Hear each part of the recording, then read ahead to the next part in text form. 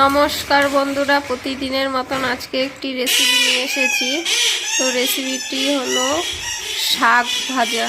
তো তোমরা এই শাকগুলো দেখেছো কিনা জানি না, আমরা এখানে মাঠে থেকে তুলেছি। তো এগুলো বাজারে পাওয়া যায় না, এগুলো মাঠে বিলে হয়, পুকুর ঘাটে হয়। তো এই শাকটি আজকে আমি রান্না করে দেখাবো তোমাদেরকে। শাকটা আমি এখন কেটে নেব। এখানে আমি শাকগুলো আগে ধুয়ে কেটে রেখে নিয়েছি।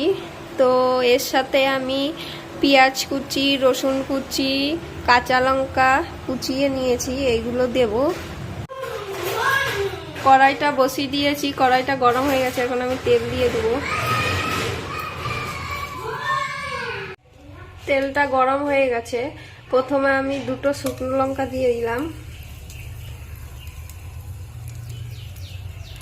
তারপরে পেঁয়াজ কুচি, লঙ্কা কুচি দিয়ে দিলাম।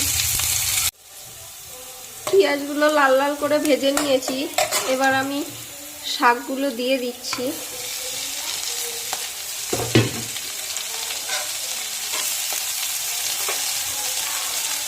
স্বাদ মতন নুন দিয়ে দিলাম, হলুদ গুঁড়ো দিয়ে দিচ্ছি 1 চামচ, স্বাদ মতন চিনি দিয়ে দিচ্ছি।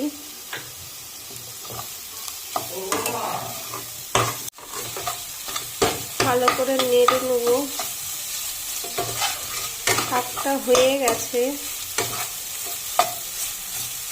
এখন আমি নামিয়ে দেব।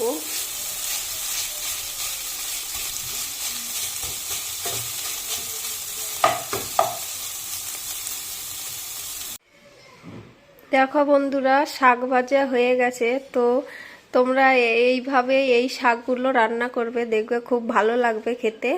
তো তোমাদের কার কার ভিডিওটি ভালো লেগেছে কমেন্ট করে বলবে, আর ভালো লাগলে সাবস্ক্রাইব করে দিও প্লিজ।